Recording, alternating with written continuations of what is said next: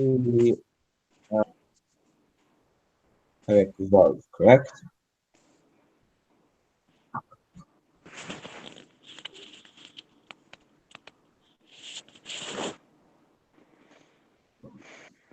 Okay. So we started Perek Vav, if I recall, yes? Yeah. Okay. Um, so what I want to do, what I would like to do is I would like to go through the Perek um, from where we left off, summarize, and I would like to get through all the way to where the end of the Amud, Pei Aleph Amud Beis, page 160. We got 4 lines from the bottom, where the author begins to discuss the idea of Ein Oid. So I want to just set the structure for what we're going to do, then summarize where we're holding, and then go forward. In this paragraph, the Alter Rebbe is going to come back to address the meaning of the pasuk. V'daita hayom v'shavas levecha ki avayu ha'elikim b'shamayim ma'al ha'aretz tachas ein oid.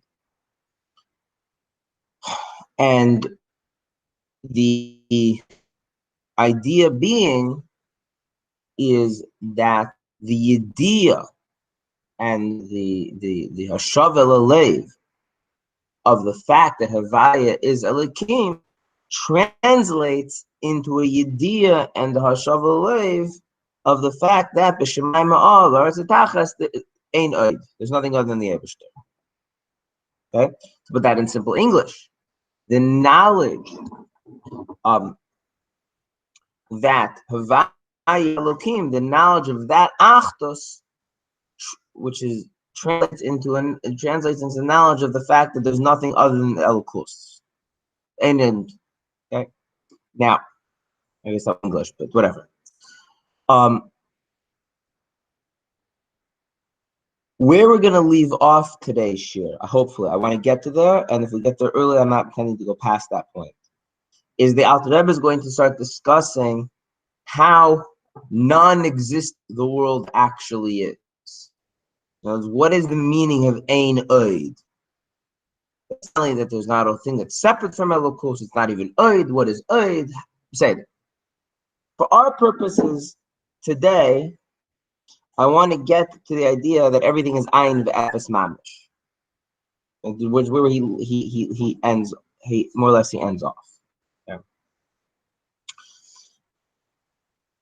The basic Nikud is going to be as follows. Our understanding of the Achdus of Elokim requires us to come to understand that the Yeshus of the Nivra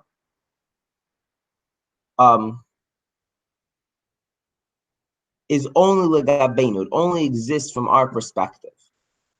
And therefore, in truth, there's nothing other than there's different from the Yeshus.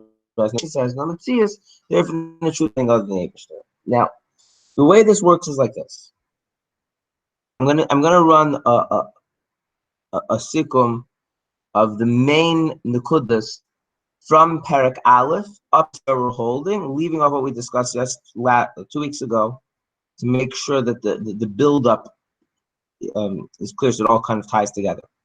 In Perek Aleph, right, so after saying B'dai Tayoim, the Alter Rebbe introduced the idea that Baal Shem Tov taught that there's a Devar Havaya Meluvash in every Nivra, and that Devar Havaya Noisif, in addition to the fact that Chaya the Nivra, it's Mahav the Nivra as well. Right? As we discussed, Barichot, the added emphasis that it's not just Mechai, but it's Mahava as well. And then that for that Darga of Elokus, as we'll come back to Perek Gimel, has to be a Darga that can Mahava. In Perek Beis, the Alter Rebbe explained how the Geder of being Mechudash necessitates that Dvar Havaya being, which is Mahavid, being constant. Lubash constant in the Nivra, right? And in Perek Gimel, the Alter Rebbe says it follows from that that the nivra, it therefore exists in a way that it's bottled in the manner of ayin ve'efes, like the ziv hashemesh b'shemesh, right?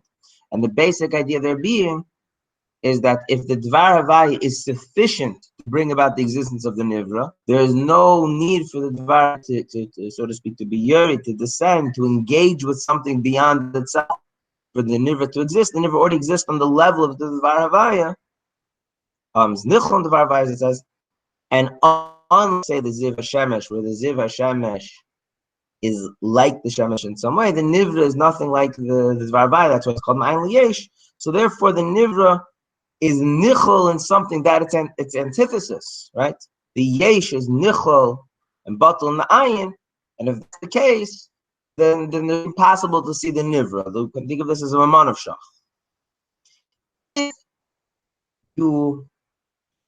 If you're looking at the place where the nivra is, then you're looking at the dvar havaya is, and the nivra is nichol and dvar havaya, which is antithesis, so it's kind of efes. And if you're looking at a place where the dvar havaya isn't, then the nivra isn't there either. So there's no conceptual space for the nivra to occupy that it has yeshus. Right? That's the question that we end with in Perek Gimel, is that conceptually, a nivra with yeshus is an impossibility. And saying we're up is not a sufficient explanation. Right? Agrab means we're missing part of the picture, but it's not a sufficient explanation to create a conceptual impossibility. Is anyone lost at this point? This should be chazara. Okay. This then sets the stage for the Alter Rebbe to introduce the fact that there's two dimensions, two koiches, havaya and alik, involved in creation. Okay? And before the Sagrayim, the basic Nekuda, I'm just doing the basic Nekuda, is just like havaya transcends seichel in the sense that it's not bound by the dichotomy of ayin v'yesh, right? Based on the dichotomy of ayin v'yesh, if elokus is ayin, there cannot be yesh, and nonetheless, the havaya is ayin liyesh. Similarly, though inversely, there's a koyach of elokim, there's a shem elokim, there's kavura, which is what? Which also transcends the dichotomy of ayin liyesh, but in the reverse. By us, if I want something to be not, I have to obstruct it. Right? The mashal that we use is if I want the room to be dark, I cannot have the light in the room. And the idea of Shem Elokim is that it can affect ayin even though there's yesh. So even though there is a devaya there, the devaya doesn't have to mevatel the nivra. Right? That was the basic nekuda. Now, in the Sagrayim, the Alter Rebbe clarifies, right? And this is very important, that it's not pshat that the Shem Elokim is preventing the nivra from being affected by from experiencing the dvar havaya, because that would be the corresponding is a dimion. It's completely subjective to the nivra. That is not male. There's no Torah mitzvahs. Rather, the idea is that the Shem Elokim is like Kalim, acts on the of Shem Havaya such that the in as much as it's creating the nivra, creates the nivra as if the nivra is chutz from the dvar havaya. Right? Al derech like zrikas even, when you throw the stone, that the koiches be yetzi from the yad and enter the stone. Right? The sun creates light. The sun generates light within itself. The light that can perpetuate a special quality that light has. So it's not that the Shem Elokim is making it that Dvar Havaya is reaching the Nivra, but the Nivra is unaware of it.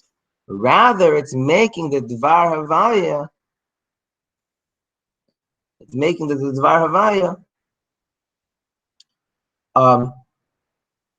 acts on the Nivra if the Nivra is outside of itself. Thus, the Yeshus that now experiences has an actual legitimacy. Right? It's being something that is being embedded into the Nivra as created. However, we say just like the mashal of tzekalim, like colored glasses, that the color doesn't change, the color of the glass doesn't change the water, it changes the appearance of the water. Al derech zeh, the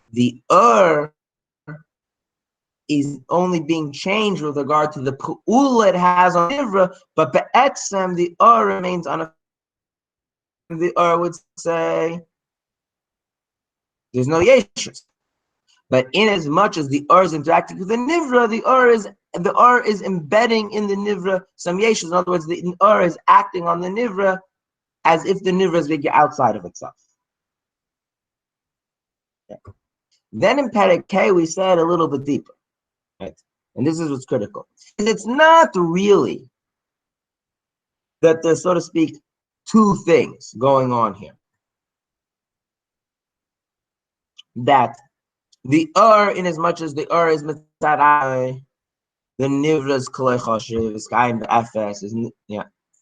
But the acts with the nivra is affected by the kalim.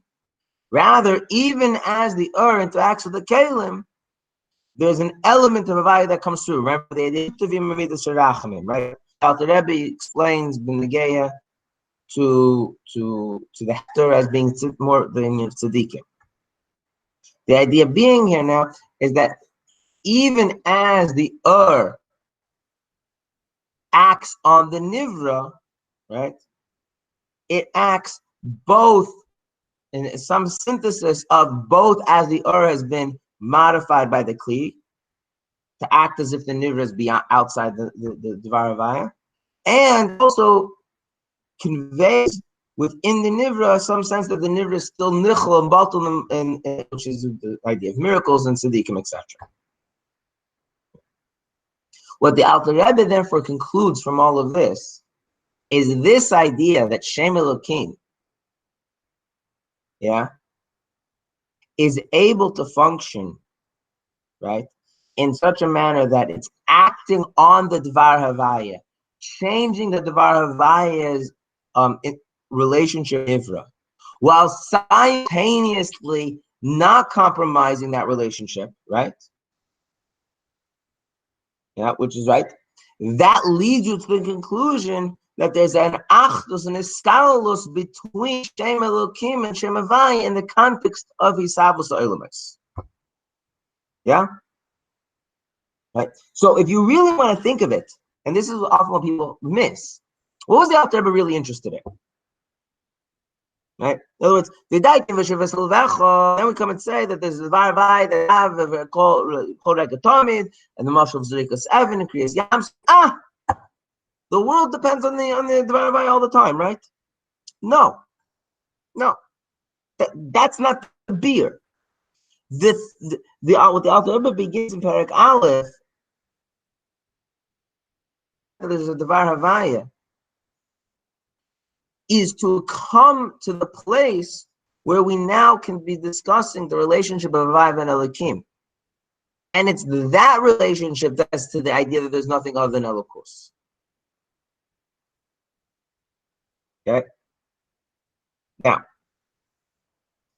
so what I want to do is I want to backtrack a little bit, so to speak, the beginning of the Inyan, run all the way through again to the end of the basic argument, explain the argument on a superficial level, and then go on to a little deeper, make sure we're all holding in the same place, and then afterwards, the next year, we can go in this idea of what ein oid really means, and why it's so critical, why the Alter Rebbe doesn't just end the parak here once he's gotten the main thrust of the argument done. I mean, but the bulk of the parak is this beer of the idea of ein oid. The idea of Havaya Elokim means that there's nothing other than Elokus. The Alter Rebbe does in half an amud, and then you have basically not an amud and a half dealing with the idea of ein oid. Okay, so I want to read the line that begins Bechinas Gevur Haklul B'Chesed in the middle of the line. So everyone have the place. Yeah. Okay. By the way, this is being recorded? Yeah. Okay. V'hine miskalos hamidas zoy b'zoy, from the integration of these midas, chesed and gvura, or the shemus of ayin elikim, and iskalos in this context, in the context of Ishavas, we've elaborated through Dalit and Hay that we need to get the problem raised in Perek Gimel based on ideas in Perek Beis. Okay, blah blah. That iskalos nira le'ain. This becomes apparent to the eye of the mind, the seichel, the ihu v'gamahi chad, that he and his bones literally are one, and he explains it here with the Pirush of there is Hashem Midaisa, where Gemara is reference to the Midas, and he and his Midas are one. Why? What is apparent? Because it's only because that they're unified with him. That's what allows them to be unified one with the other, okay? Or integrated with each other. Eliyahu, as Eliyahu says in the Hagdamah, onto the Kasher Learning Miyachalin, it is you or he who connects them and unites them. And outside of you, there's no unity in the upper realms, meaning in Atzilus, in the spheres. In Midas, Chulu. Okay. So what I was saying, I'm going to get back to this Barichos, but what he's saying is that the kind of Iskalus and Achtos we've come to the conclusion must be the case for there to be Nivraim that are created Ma'ayin Liyesh in a manner where the possibility of Gilui Lukus, either Tzadikim, and the transcendence of either Nisim is a possibility within the Nivra itself. That kind of, and therefore the refining the Nivra determines, blah, blah, blah. That kind of Nivra requires a kind of a skalus between Chesed and Gevura, between Avayin and Lakim, which could only be true if the Chesed and Gevura were united with the Eibishter himself. Given that fact, we can now understand what it means that you should place to your heart that Avayin Lakim, Pirush, Shnei Shemes Elu, Heim Echad, that these two names, one, Mamish literally, Shem Elokim, that even Shem Elokim kills and obstructs the light, well, Bechinas Chesed is the level of Chesed, K'may Havaya, just like Havaya Meshum, because Shem Edosav Shel Kadosh Baruch Hu, Misichayim Abiyich Gomer, because the Midas of Hashem are totally unified with Him, Hu V'Shmay Echad, and His name is one, Shem Edosav and Shemesav, the idea of His Midas are the same as the idea of His names. So if he and his name is one, he is midas are one, and if he is one with the gvura and he's one with the chesed, and the chesed is with the gvura is one chesed, which means the gvura is also in Cain. If so, memela teya, you are consequently come to a new realization. That in the heavens above and the earth below there is no other. Okay. So what are we going to do now? We're going to just take for granted for a second. Okay. We're going to take for granted that Havayin Elikim are Chad, that the Gevura, which is Mailu, a master on the Gili of Havaya, even with Havaya itself, that consequently due to this new understanding of Mishmai Machas Einod. What is that? Pirush. Shagam Haaretz HaChumris, even the material earth, in this Yesh Gomer, which appears to be something which is substantive in its own right. It's an absolute yesh, independent. Le'ein kol, it's apparent to everybody. The ayin v'efes mamish l'gabe kadosh baruch hu is in a state of bittul, of ayin v'efes, literally like effective of Hashem. Why? Why?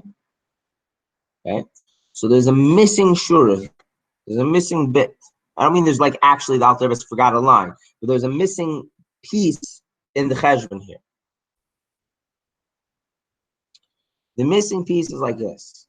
What did we say in Perek Gimel? How do we end Perek Gimel? I'm going to let you refresh me. What was the end of Perek Gimel?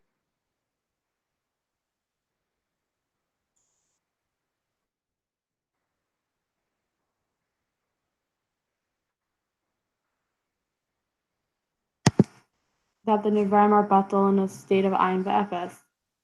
The Nivraim are batal in a state of Ayin V'Efes, such that it's conceptually impossible for the Nivra to have Yeshus, right? Because in the makom of the nivra is the makom of the varavai, so it's also varavai. And the makom where there's no varavai, there's b'meila no nivra, right? Okay. What was the solution to that problem? What was the problem?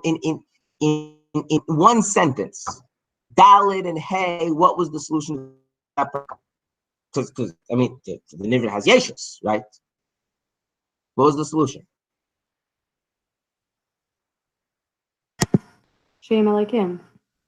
Shem Elokim, what? It does what? It. Give me a verb. Make a complete thought. I want it as basic and as simple to the core. Elokim. Shem Elokim creates a space for the nivra to exist conceptually. Too abstract. Like, what is it doing that does that? Right? In those, wasn't there the problem wasn't there a lack of space, right? The problem is that the nivra's existence depends on the varavai. Not even the varavai is the varavai. Blah blah blah blah blah. Right? It's not like space on a bus. You just like make a bigger bus, right? I mean, what you said wasn't wrong, but what is Shem Elokim doing? Modifying the R. Yeah.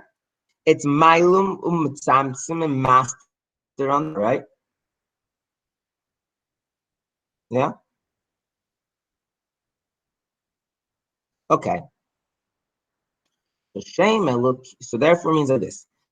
The only way you can have Yeshus is because Shem Elokim is Mailum master on the earth. Let's not get into all the different nuances between Mailum master and Mitzamtzim, yeah?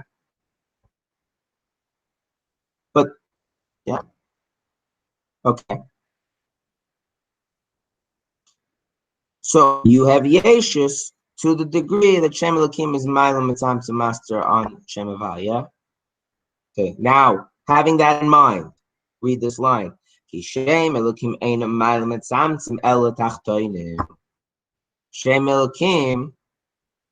is only doing that to the tachtonim. But not there. Why not? Why not?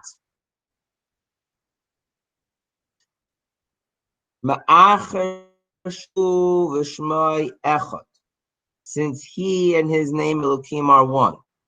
And there's a rule that one thing cannot be Mailu master Mitzamtzim itself. Which I'm going to elaborate on a little bit in a second. So if that, the Gamma Aretz Mitachas, even the land and what's below the land, what's the reference to, I'm not going to give that right now. Hein Ein Ve'efes Mamish. They're absolutely nothing. L'gabe Kadosh Baruch Hu from the perspective. L'gabe means from the perspective of the Kadosh Baruch Hu. Okay. So what is this idea? Do the Nivraim have Yeshus?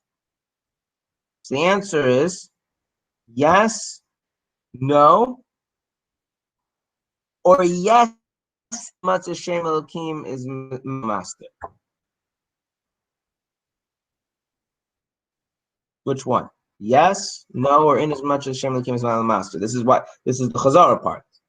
The Nivraim have Yeshus in as much as Shem Elokim is master, yeah? Okay, is Shem Elokim Milo master? Yes, no, or yes for the Nivra and no for the Eibishter. The answer is the third one. The Nivraim have Yeshus in as much as the Nivraim are concerned. And the Nivraim have no Yeshus in as much as the Eibishter is concerned. Okay, the nikud of the beer, right? I'm explaining, but the nikud of that beer centers around the fact that what? That Havai v'lekim kul echad, that Havai hu lekim, that Shem Elokim is Shem Havai, or on a deeper level, that Shem Elokim and Shem Havai are one with the Eibishter himself. I hope that explains the deeper level. So that's what we have to understand, right? The beer here is like in one line. But what the Alter was saying is that if Shem Elokim is Ba'ados, then it can't be Mitzamtzim or Mailim or Master, to the Eibishter. Okay. So what's the mashal first? So first off, what's the idea? Let's build it very slowly. Okay. The klal in halacha, the klal in chassidus is this: that ein etzem master al etzem. What is ein etzem master al etzem? Something cannot conceal itself. Okay. What is the example for this in halacha? The example for this in halacha is that when a man wants the mazkir shem shemayim, make a bracha, etc., he needs to have kisui rosh. There's different levels of requirement for kisui rosh. When he wants to make a bracha, kol shekain davening needs to be covered. And if he puts his hand over his head, the din is that doesn't count. Why?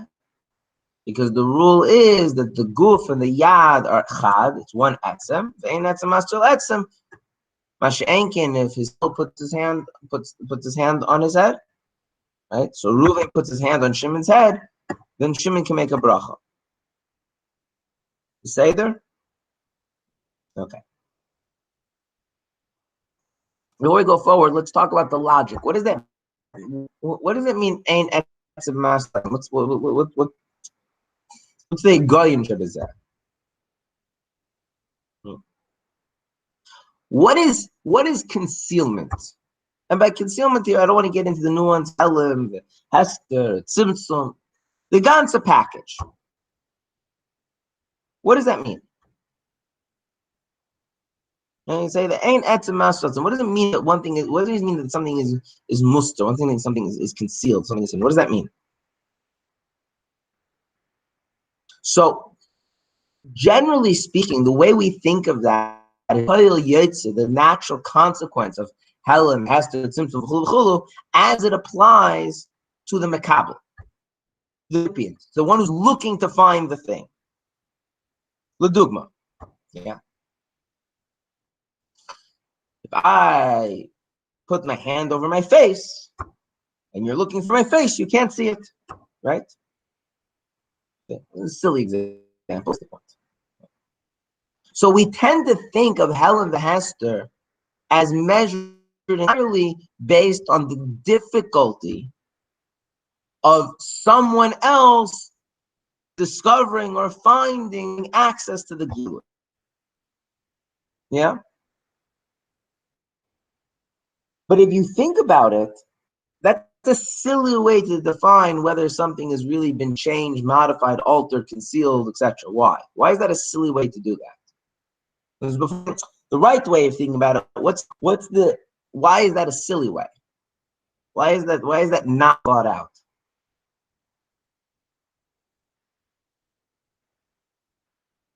If I say that the definition of something hidden is that you can't find it, or that it's harder for you to find, why is that a bad definition? It doesn't address the thing itself that's being hidden.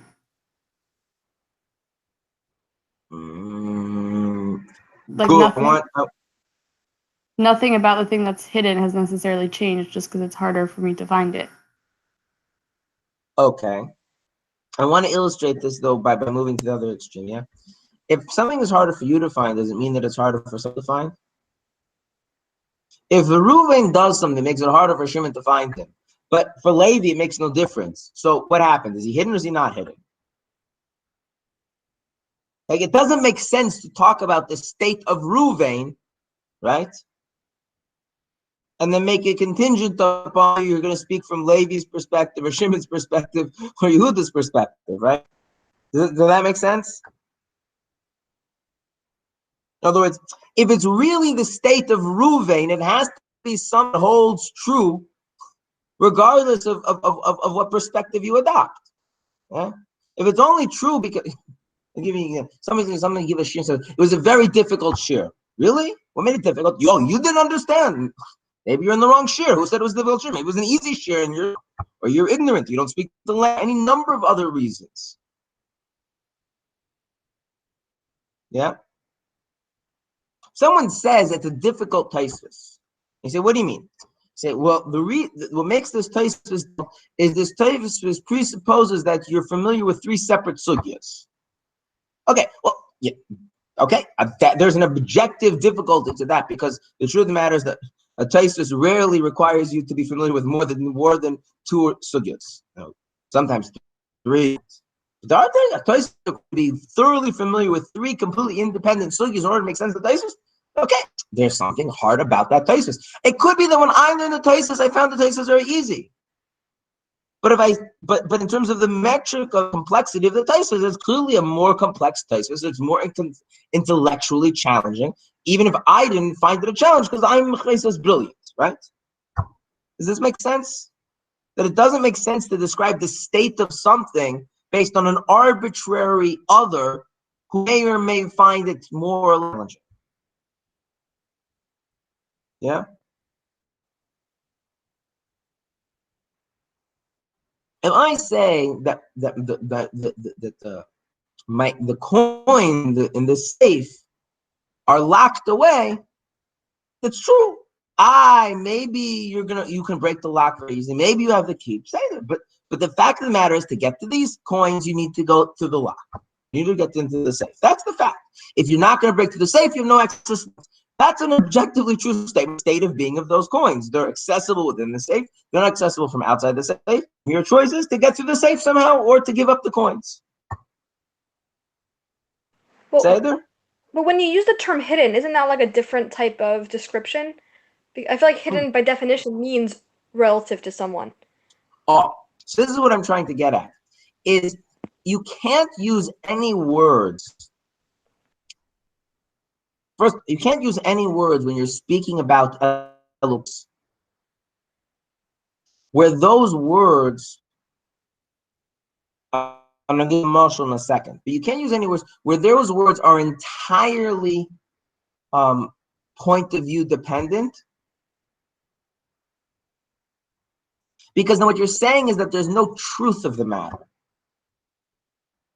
Okay? And that's hapach l'hol Elokus, right? Okay. I'll give you like in interpersonal relationships, yeah.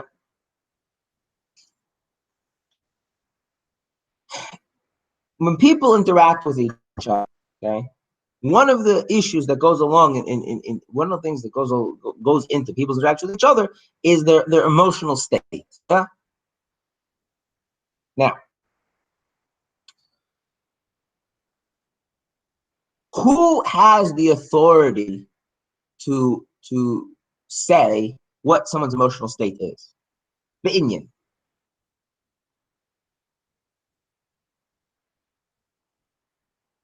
Reuven and Shimon are in the discussion. Yeah. And Reuven says to Shimon, you're very angry. Shimon says, I'm not angry, right? Be'inyan, who is ready to speak on the matter? Reuven has authority to say whether or not Shimon's angry, or Shimon has the authority to say whether or not Shimon's angry? Shimon, right? We have to abstract out of this that people often choose to lie to themselves. And more than that, they believe their own lies. But abstract that out, right? Right. Okay. And there, right? It would be very foolish if we were to say, right, that Reuven is giving a shit, and Shimon Levi Yehuda are there. Shimon thought that Reuven was very angry with the class. Sorry, Shimon thought that Reuven was very angry with the class, and the Levi thought he was very pleased with the class, and Yehuda thought that he wasn't emotionally engaged with the class at all. Right? They said, well, in some sense, all three have to be true. No, none of them have to be true. I mean, they might have experienced it that way, right? But the question is, what did Reuven actually feel? Right? Maybe it was kind of complex emotion, all three of them, maybe. But lav dafka. Yeah. So if I want to say whether Elokus is hidden, yeah, it doesn't make any sense to say, oh, I don't see Elokus, so it must be hidden. Well, maybe you're not looking. Okay. That's before we get into ideas. It's a basic thing for someone to say, I can't see it, so it must be hidden. It happens all the time, right? You're looking for your keys, they're right in front of you, but you didn't see them for 10 minutes until you noticed them. They were hidden. You didn't see them. Does hidden assume that the thing itself is altered, or that it's unaltered? Well, that's what we need to get at. Yeah. I mean, that's why I wanted to start with this, is that even before we get into the discussion of what does it mean hidden and why achdus doesn't mean, is that the idea that you're going to say it is that way because the perspective of someone else makes no sense. To say it's hidden because I can't find it means there's no truth of the matter. If we're going to talk about it, we talk about it. Now here's the question. What does it mean for something to be hidden? That's a good question. Moreover, why is it that in order for something to be hidden, it has to be alidei davar hazulas? I can only be hidden if the thing that's hiding me is not myself. Why is that? Like, what is hidden such that and by hidden, general enough thing that it applies to all of our concepts of Tzimtzum and Mailu and Master. It's a package deal here. We're not getting into the nitty gritties of the different versions of these things, right? Whether posing, a sense of separateness or sense of tzir, there's all some forms of being Mailu, Master, and Elokus. Okay. The verse is like this. The verse is like this.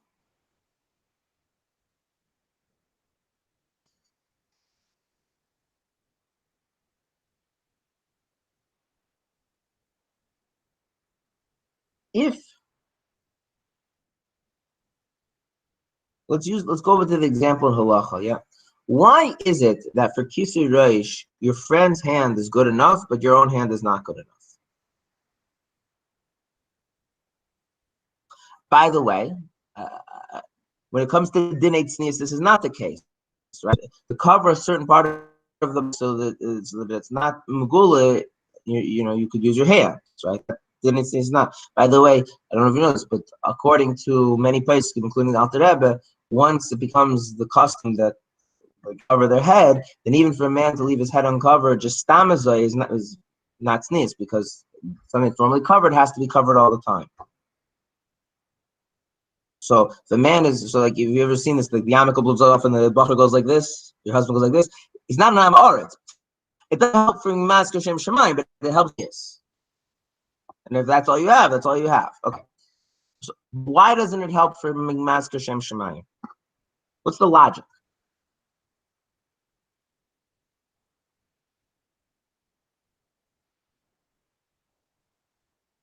Okay, why is the yarmulke called the yarmulke? Probably haven't given this much thought. You don't wear them, but okay. But why is it called the yarmulke? Isn't it Yare Malka? Like fear? Yare Malka. Although we cut middle syllables, right? But Yare Malka, fear the king, right? So what's the idea? You put a piece of cloth on your head and you fear the king. Mat kasher one to the other. What does it mean to fear the king? And we don't have kings, so this is actually a difficult thing. We don't have kings, so we don't fear them. But Lamar Zagan, we had a king. What would it mean to fear the king?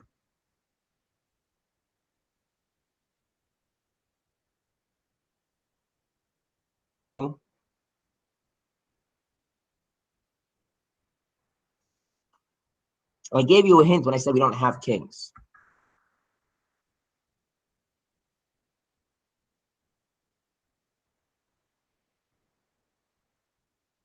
You have to follow the law. Yeah, you live in a country with laws, you have to follow the law. Why do you have to follow the law? Like truly. Like not asking like what is the if you took a class legal theory, like why should you have to follow the law? Because the law, what like if you come down to the fact that you're gonna beat me up or throw me out, then that's just bullying me. That's not I don't have to follow the law. You're just stronger than me. Like real. Right? That's not why I have to follow the law. That's what you do for the people that break the law. Why should I follow the law? Why should I follow the law? The country says kach v'kach is illegal. What moral obligation do I have to follow the law? Why? Why should I follow the law? What's the law behind it? So if you live in a modern country, the basic It creates a like having that authority creates like a sense of law and order that I guess motivates people to act morally. But maybe the law is immoral. Maybe I disagree with the law. I should. Well, I don't think that law is fair. Why should I have to listen to it?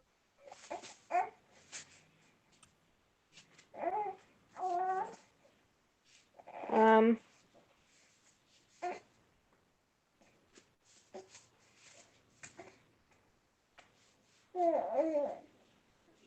Let me put it this way: if you don't think the law is fair, what should you do?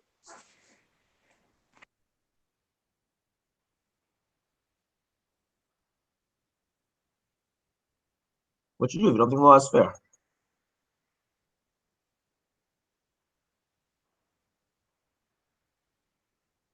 You change the law. The idea is, who makes the laws? Who makes the laws? The laws are made by the representatives of the people. In other words, we're saying this. We can't let you make the laws because there's a lot of people here. We can't even get everyone together to make the laws because that's not practical. So what we can do, the people select representatives and we'll all agree on a system to sorting out. And so the laws were made on your behalf. You don't like the laws, make them. You don't like the people representing you making the laws, you can replace them. It's your fault. That's the theory. I'll get into whether we practice, but the idea is that what, right? Is that sovereignty lies with the people. And governance is done on behalf of the people. And if the people don't like it, the people should replace it. Right? That's that theory. I mean, practice is a separate question, right? If you live in a monarchy where there's a king, there's a melech, there's a malchus, why follow the law?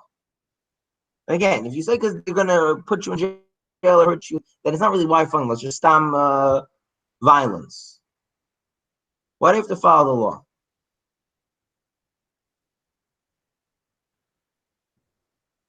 Because sovereignty lies with the king. This is why we don't have this. We don't chop this. If you live in a monarchy, the king is the source of the law. You don't like the law.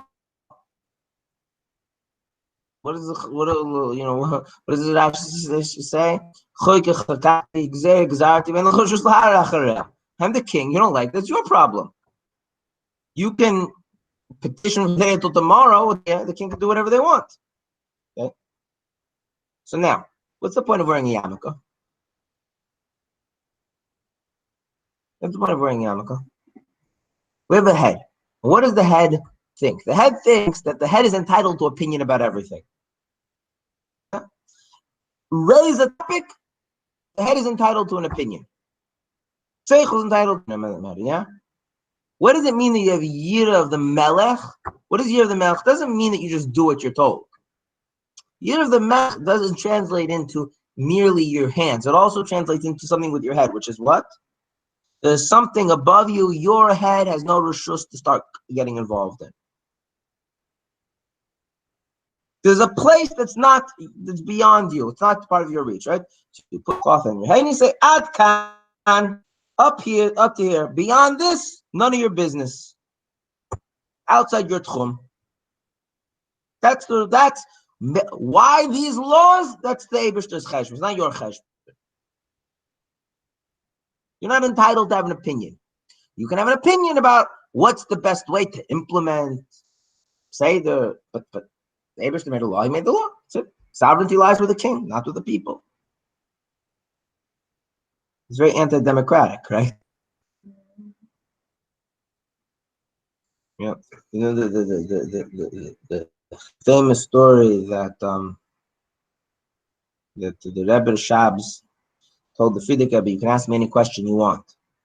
The Rebbe Shab, the Frierdiker Rebbe asked, he was a child, he said, why do we say Maidani Kacha? You put our hands together like this and bend over to Maidani.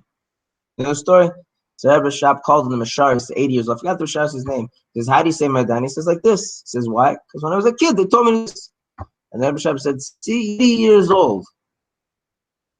And he never thought to ask why. So the whole Kashan story. You say you can ask any question you want. He asks why, and all of a sudden you give him a Muslim why. What's the Hezber? You can ask whatever question you want. Yeah? You ask whatever question you want. But some things are truly l'mayla from you. There's a bit. It's a beyond. It's not your tchum. It's beyond my pay grade. It's not my business. The order came down. That's right. Was the whole problem with the Meraglim, right? It says, go figure out how to be Kovish Eretz Yisrael. And Meraglim come back and decide. The question is whether we should be Kovish. No one asked you that. But that's not your business. There's something outside you, beyond your tchum. Yeah? So if I want to put a hand on my head so that a place that's only covered isn't seen, you can't see it if my hand is over it, right? But if the idea that there should be something to indicate, ad kami, something else, my hand doesn't work for that, does it? That makes sense? The whole idea of the year of the melech is the melech's on a higher plane, and the melech has the right eye. And once the melech decides, then it enters into my thing of how to carry out the melech's instructions. Called Yiras Shamayim, Yiras HaMelech. Yeah. For some reason, they think men need to put a piece of cloth on their head in order to remind them of this. But that's okay. Now. So what does that mean? What we're getting at that a helim and a hester is a form of hagbala, it's a form of a limitation. I can't say, right? I can't say, I am going to not ask questions about this. This is very important. People don't have this. If you decide that you're not going to ask questions about an Inyan, that's not bittul. That's you not to ask questions about the Inyan. You're in reserve, leaving space to ask a question if you change your mind. Masha'en kain, if that's the tchum of the melech says, Adkan, you can't ask. You ain't l'chorashus. So, but I want. I'm not letting you. You're not allowed to. You start questioning in your mind. You're murder malchus in your mind. You can't put malchus in your mind because the king doesn't know what's going on. But Hashem, the Abishur knows if you're thinking. Let me put this in another context. Why do you need to have a mashpia? It's the same question. Now everything's written. Yeah, whatever you want. You want to know what the Chaim said. You want to know what everything's written. Everybody's stories, everyone's hadrachas. It's all being printed now, right? There's no secrets left. So why do you need a mashpia? Yeah. Why do you need a mashpia? If you are learning chassidus and stories and this and that, and you decide to be conveyed for Seder or Veda, where are the boundaries of what you should be doing, what you shouldn't be doing? Who's setting those? You are, right? So you read all these farm, you learn all these ideas, you learn about these inyan, you learn all these different ifana Vedas Hashem, right? And now you're the one who's going to decide which one to do. Okay, but that means in essence you're leaving all of the one in reserve still. You're not. There's no real boundary being created. It is the same way you did that. I'm going to follow the advice of Nemenov. Tomorrow you can decide to say, do you want to follow the advice of Reuven Dunin, right? What happens if you shpia? A seilach Rav. Rav means a master, by the way. What does it mean if you have a? They tell you, no, this is not for you. Yes, this you have to do. Rabbi says, look, what does that do to the whole Seder Aveda now? It's created holes to it. It's here, it's not there. Everything that we're speaking about, Helen, Hester, Simsum, what are they all a form of? A gvul. Yeah, the tzir. Water is like this. It's not like fire. Fire is like this. It's not like water. That's a gvul, right? Mokim. Mokim in terms of darga, right?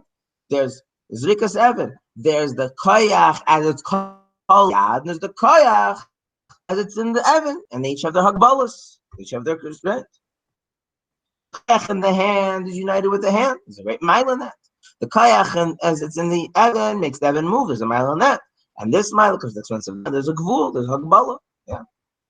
You can't throw the stone if you're not willing to have the koyach leave your hand. All these things are a type of a hagbala, yeah? If you're making the hagbala is it Hagbola? Or is Il Hagbola really means something else? You bump into something and says, excuse me, Atkan.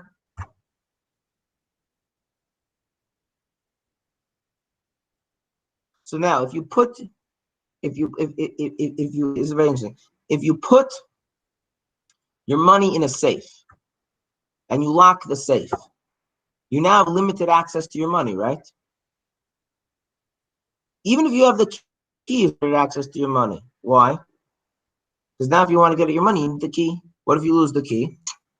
Too bad. We have a car. We lost the key to the car. We had one key. We found the key, Baruch Hashem. We then quickly ordered another key. I don't know if you've ever ordered a replacement key to a car, especially in Israel. It's a few $100s. It's not cheap. But the thing is, it's very nice to have a whole car, but you don't have the key. It's worth nothing. Why? It's Hagbola. No, my rishus, whether or not I want to be going to change the key. That's how the car works. The car is the key. Yeah. If water can at any point decide, you know what? Today, water took me. I'm going to be fire. Is it really water? You hear what I'm saying? The idea of a Helem, of a Hester. Okay, we can get more into these things. See, we're not making as much progress as I thought because I'm rambling. But the key idea is that all of these are particularly creating a real constraint. And in order to create a real constraint, you need the pushback, or at least the inviolability of something other. If you're not contending with that, then nothing really is changed.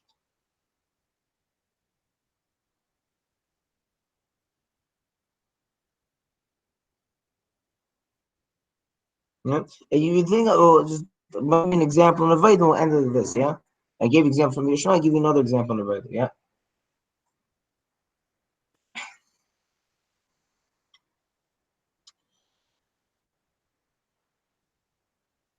One of the differences between a person who's involved in Avodas Hashem the way the Rebbe wants, versus someone who's involved in Avodas Hashem not the way the Rebbe wants, is whether or not the needs of some other person, the needs of the Zulus really matter, right? So here's the thing. If you're involved in the Avodas Hashem the way the Rebbe wants, yeah, and somebody else, let's use a simple example, somebody else doesn't have matzah, what does that do to your Avodas Hashem? It constrains your Avodas Hashem. Mashkein, the way we often feel about this is that, there's a lot of different efanim, there's learning, there's davening, there's different things. You pick from the smorgasbord of what you want, right? So then when you're going to Mitzrayim is not like, it's not magbil in any way. Mashkein, according to the way the Rebbe, it is like this, yeah? The demands of the other person's needs, beruchnas v'gashmis, will constrain how we evolved in avoid the ruchnas. And by the way, the Rebbe will give you sichas fakert, that the needs of being involved in avoid the ruchnas constrain how much you can be involved in shlichus, right? And so if you think about the way the Rebbe thinks about it, is that the idea that a person is going to sit back and look at the whole array of different options and pick the one that he's in the mood for is ridiculous. The demands, right? This person needs matzah. Yeah, there's the shalom bias. There's the you need, if you don't daven, you become a cold and dark person. These things are not things that you get to decide. They're real things that you have to contend with. Yeah. But if all they are the projection of your desire to ascend in the milas of a tzir of being a chassidish person, then you don't have to contend with them. When you're not in the mood for mitzvah, you don't go mitzvah. You're not in the mood to daven, you don't daven. You're not in the mood to be involved in learning, you don't learn. And then you could show yourself that you're doing the other one. The idea that you are strained, that you have a hagbala, can only come if you have to contend with something that isn't under your control, that isn't you. Very balabatish, very simple explanation. Just tying it all back. Whatever Shem Elokim is doing, if Shem Elokim is Shai, if Shem Elokim is the Eibishter, then it doesn't constrain the Eibishter in any way. It doesn't contain the Eibishter in any way. It doesn't conceal it in any way. In as much as that's true, that there's no Yeshus. I mean, there is Shem Elokim, and it is doing something, right? So we have to elaborate on this further and understand. But that's the Nekuda, the Achtos of Shem Elokim with Shem Havai and ultimately with the Eber itself means that we have to discount the Hala that Shem Elokim is putting on Elokus, which results in our Yeshus. While at the same time still saying we have some Yeshus that we have to admit this for. So, all right, we'll continue getting into this a little more in the next year, and then when we finish that, we'll move on to the Edelkeit that I give Ein Oid Daf. Say it there? Okay. Thank you. Thank you. Welcome.